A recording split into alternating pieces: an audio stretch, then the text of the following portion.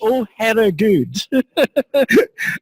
Christina, I'll put your first slide on, and you just say next slide to me when you want. I can stand. Okay, hello.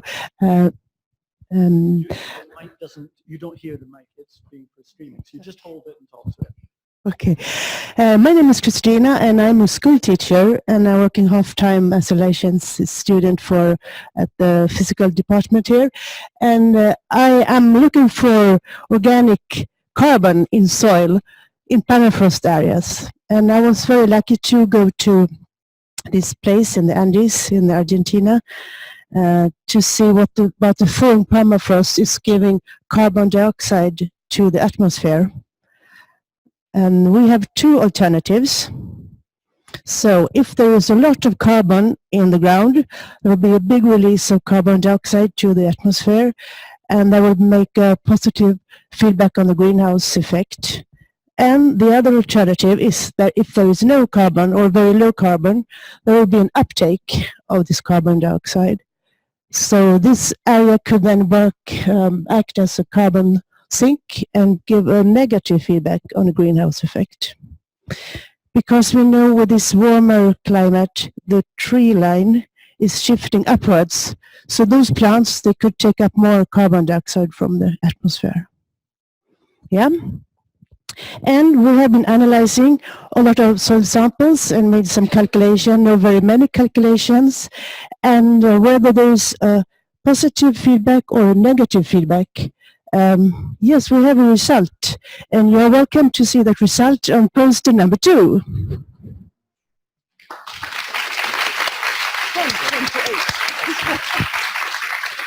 That was 1 minute, 28 seconds. That was very, very good. Thank you very much, Christina. Edana Lord.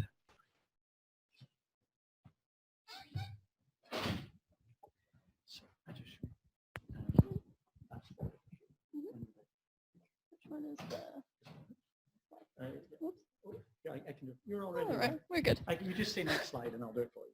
Okay. So this is my poster, the demographic history and adaptation in the woolly rhinoceros. Next one. So the late Pleistocene was a dynamic period with climatic fluctuations, including the last glacial maximum and the Bolin-Days interstadial. So along with these climatic fluctuations and the arrival of humans into Eurasia, these are thought to have been implicated in the extinction of several megafauna species.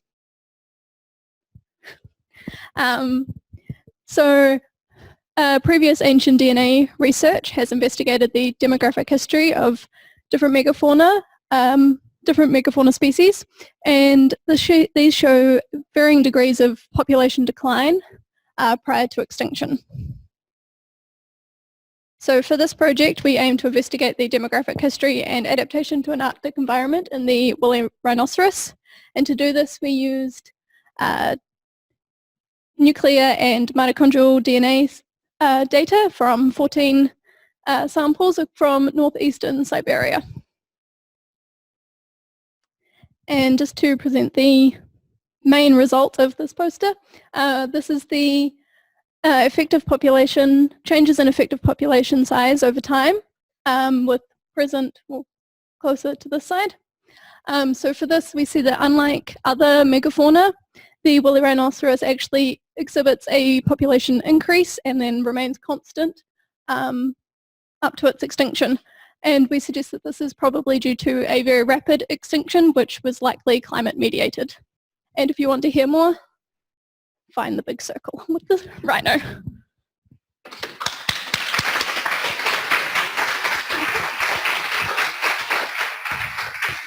Thank you, Edana. And now going to invite Aileen Tollefson.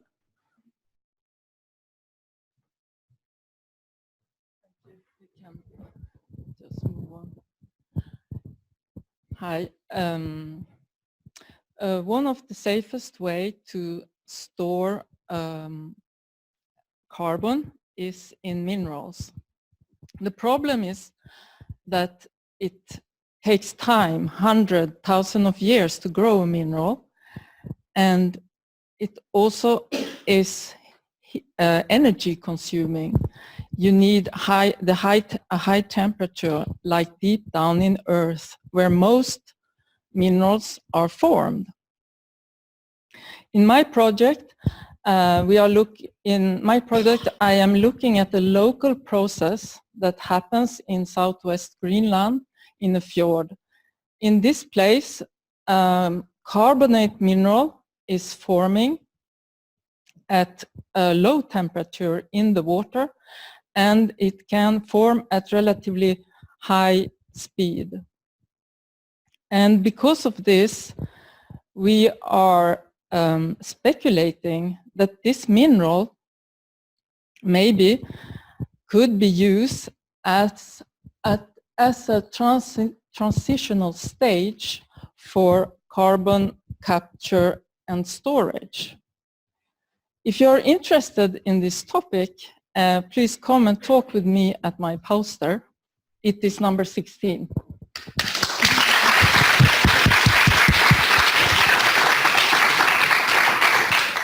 Thank you very much, Elin. And now if Evelyn is here.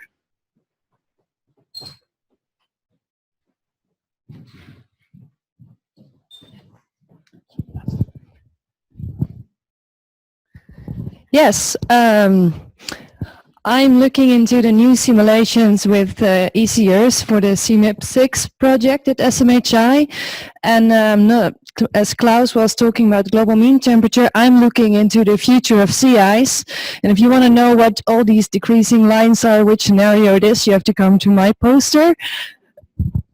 The most interesting thing in terms of sea ice is that the sea ice model has been updated to a more complicated model with multi-categories, which means that we now have different behavior for thin and thick sea ice, and if you want to know more about it, don't hesitate to come by.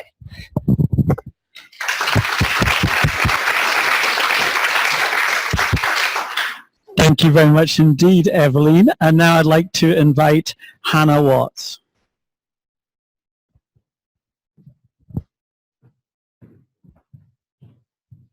Hi, Hannah. So it's this button here. It's forward, okay. Forward, perfect. Thank you. Yes, so thank you. Today I'm presenting some work which I'm doing where I'm using geophysics, so that's ground penetrating radar and seismic methods to look at proglacial sediments in southern Norway. So first of all, where exactly am I doing this? So I'm looking at a glacier called Midtdalsbreen, and this is an outlet glacier of the Hardangerjøkulen ice cap, which is located on the train line between Bergen and Oslo, so very useful to get to, but also very interesting to study at the moment because models predict that the entire ice field will have disappeared by 2100. In particular, I'm looking at 4 sites across the forefield, and today I'm presenting the results from 3 of these, so that's A, B, and C, where I have both seismic and radar data. These are sites with very different contrasting sediment properties and morphologies, right through from A, where we've got sort of mounds of sediment overlying bedrock, through to site C, where we've got a sort of prominent ridge of moraine made up of coarser sediments and quite a few blocky rocks. So what am I doing to look at these? So I'm using ground penetrating radar, something like this, as well as a couple of seismic methods. In very basic terms, this means creating waves at the ground surface. These travel down into the earth and reflect or refract off different contrasting materials and then come back up to the surface. We record this and we can create images of what's going on underneath the ground. Then in order to ground truth this, we go and do some classic sedimentology, so basically digging holes through these moraines. So yeah, if you want to see how these methods are working, what we're finding from them, then come along to my poster, which is poster number 10. It looks like this.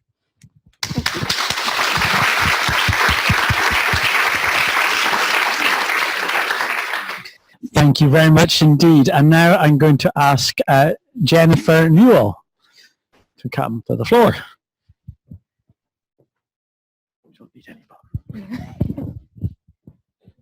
Hi, apologies for the lack of slides here. It's all in the poster, number 24, conveniently hidden around the back of this room somewhere.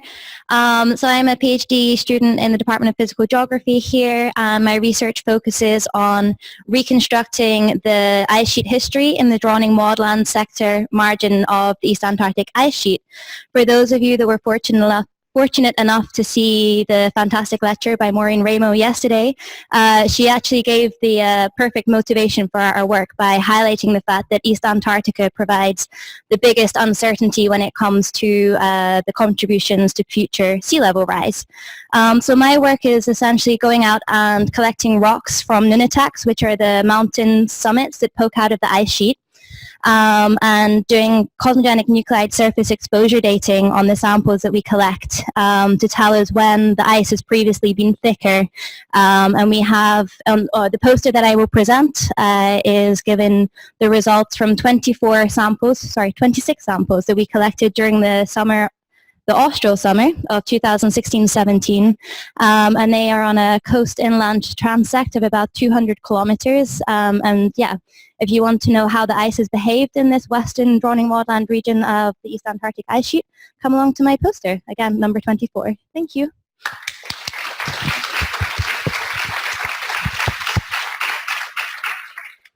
Thank you very much. And if I could ask John Livesey.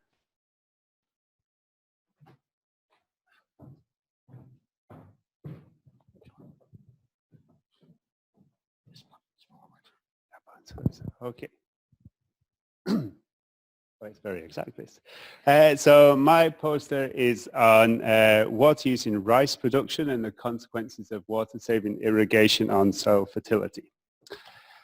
So rice is a super important crop globally. It's a staple for half the world's population and provides approximately 20% of global calorific intake. And it's commonly grown in flooded conditions. So with lots of water, the plant's very happy. But when water is limited, this has effects on crop yields. But water availability is becoming an issue globally. So there's new techniques which have been developed, such as alternate wetting and drying and mid-season drainage, which have been shown to reduce water use without having effects on yields. But by switching from flood irrigation to this alternate wetting and drying, this potentially has changes to the carbon fluxes. So some of these are good, such as reductions in methane emissions, and some of these are bad, such as increases in CO2 emissions. And potentially linked to this also, there's an effect on stocks of soil organic carbon, which may have an effect on soil fertility. So we conducted a meta-analysis looking to see whether water-efficient irrigation had an effect on soil organic carbon stocks, and also whether the climate warming benefits of methane reductions is offset by increased emissions of nitrous oxide and carbon dioxide. So come to my poster, number 7, and I can tell you about the results.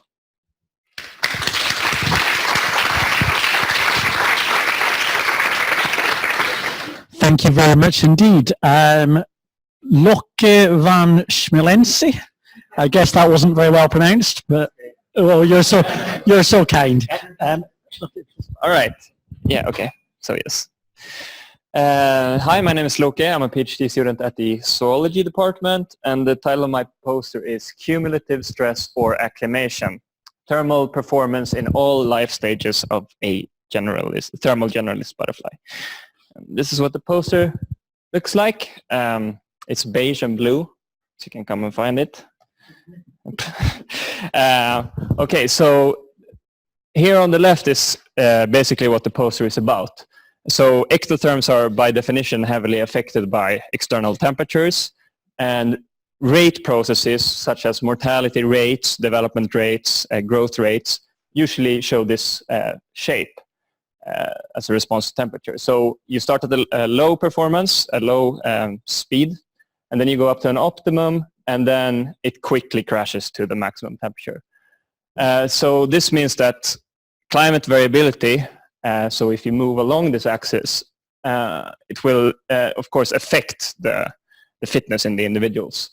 And also, of course, a change if you move up, more long-term trend. Okay, so yeah, so frankly, right now I'm quite sick of these curves, although this is what the poster is about. So what we're interested in doing now is how we can use these curves to see how natural microclimate variation might affect this species of butterfly that I work with. So, and this is just an example of the field area where we're working. These sites are very closely situated, and as you can see, it's a very arbitrary graph. But it starts from, some sites go from almost 0 up to 35 degrees, and some sites go from 10 to 25. So there's quite a large variation in climate, in temperature variability. Okay, so come see my poster, please. Yeah.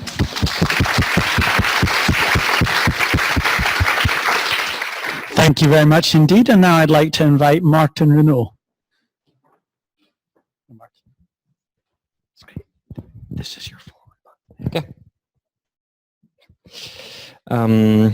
So my study is about, well, it's a lot of complicated words, but basically it's about the emergent constraint theory, which is trying to find a plausible link between a variable x and y in the climate system. So you are able to forecast a change of the variable x by observing the variable y.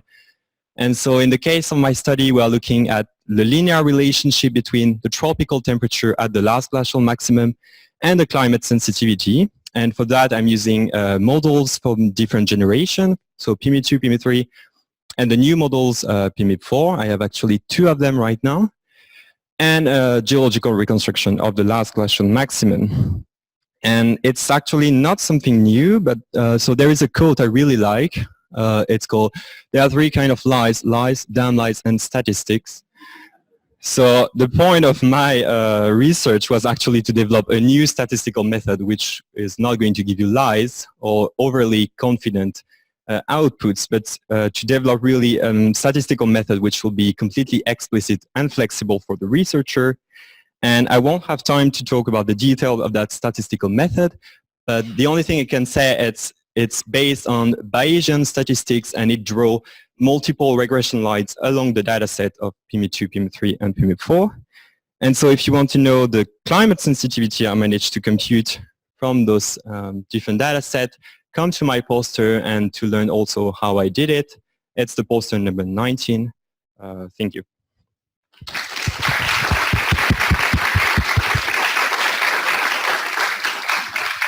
Thank you very much indeed. And now I'd like to invite Maisun Lundavela Sara.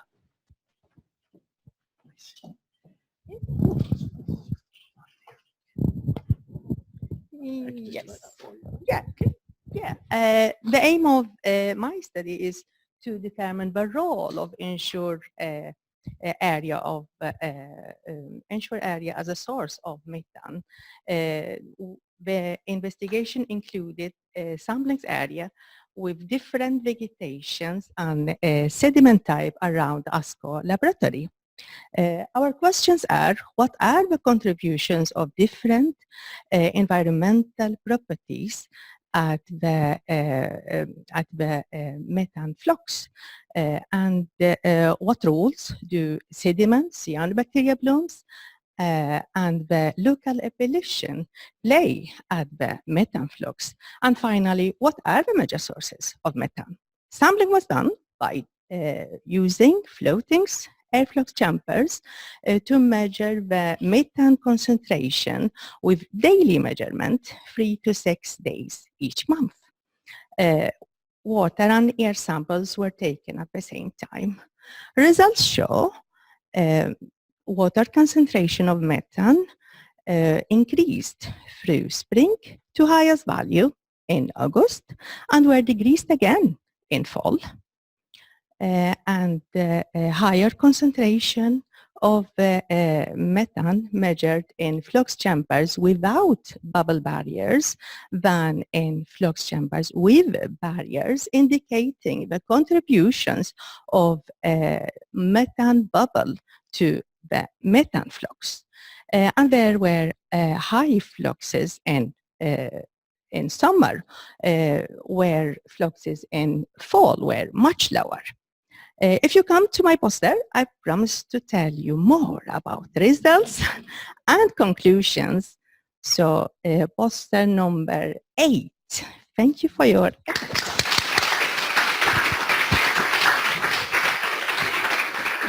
Thank you very much indeed, Maysoon. I'm going to ask Matthew Nielsen to come to the floor. You lot jumped up quickly. Matthew, that's your button to go forward. Okay.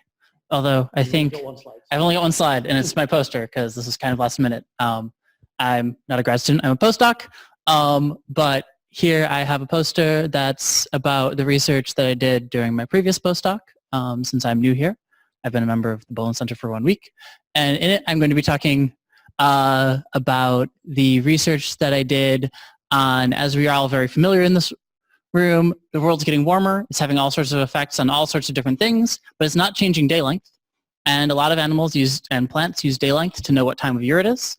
And this can mess them up when they're encountering new climates at the same time of year. And I'm looking at whether or not a particular butterfly has been able to evolve how it responds to photoperiod with a sort of thermoregulatory trait by reconstructing an experiment that originally from the 1970s that originally demonstrated they're using photoperiod to control this trait, and now I'm looking at how they're using photoperiod to control this trait on modern populations and showing how that's changed.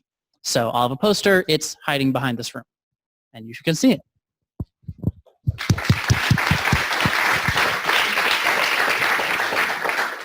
Thank you very much indeed. And Peter Helberg. Welcome. And Thank you. that's your forward button there. Yep. Okay. I'm Petter. I'm a PhD student at the Department of Geological Sciences.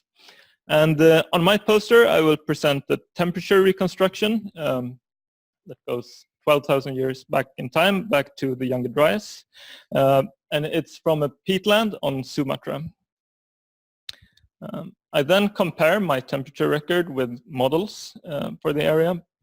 And then I also look at seasonality and precipitation in this area and the change in seasonality from the late glacial to the pre-industrial. And my most interesting result this far is that there was a huge change in seasonality, so a lot stronger winter monsoon in the late glacial compared to now. And if you come to my poster, I will tell you more about this.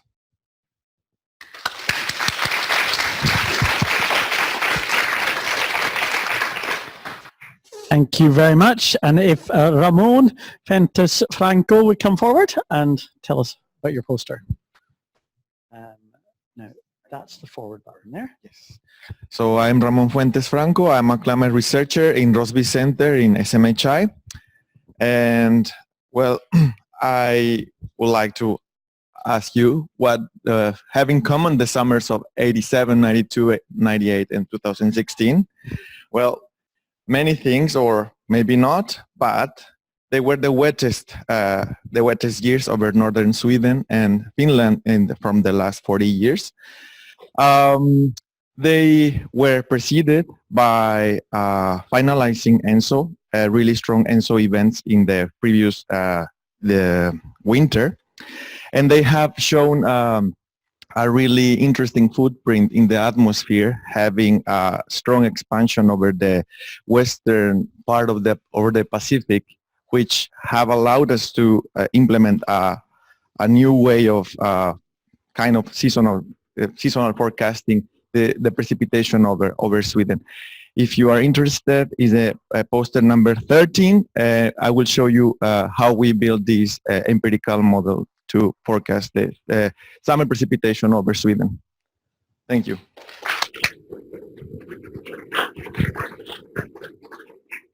Thank you very much indeed. And that brings us to the end of the PICO presentations. And all that remains now is to explain what happens now. We now have the posters are all the way around this room. So make sure you've gone the full circle, otherwise you will have missed some of the posters. Now, the numbered posters are in the PhD student competition, and they are going to be, when you've gone one orbit of the room, you'll see them over that at that corner. Or if you go this way, you'll only done half an orbit. I recommend, however, that direction because the bar is at that end.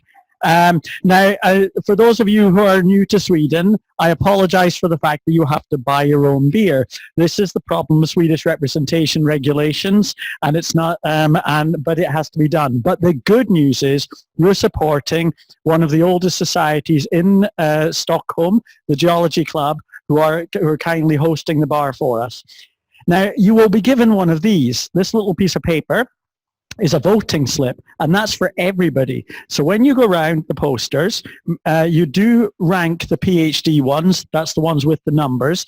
Look at all the posters, as you'll see there's loads of great science there, but the PhD ones specifically, please rank them number 1, 2, and 3. Though your rankings will then be used as the basis for working out what was the best and the second best and the third best student poster, and those will be given a prize which will be announced tomorrow at the closing remarks here in this room. The prizes that you will be passing on to those PhD students by voting for them are 20,000 crowns of research money for first prize, 10,000 for second, and 5,000 for third. So it's a seriously important competition, as that can be a lot of good science, and all PhD students getting that money are promising to travel by train to wherever they're going to go on that money, because they care about the environment. Camilla, thank you. Camilla said a really, really important thing. It is actually written, we've been clever than that. We say number space is the best PhD poster on display here. Number whatever is the second best. So you can't get that wrong, because because that question arose during the 2013 Bolin Days, where we got very confused. So, sorry. You can only vote during this session straight away with because I will then count up the winner after the poster session today. Do take the time to look around all the posters. There are a lot of PhD students who put a lot of work in, and this is a very, very important part of research poster sessions.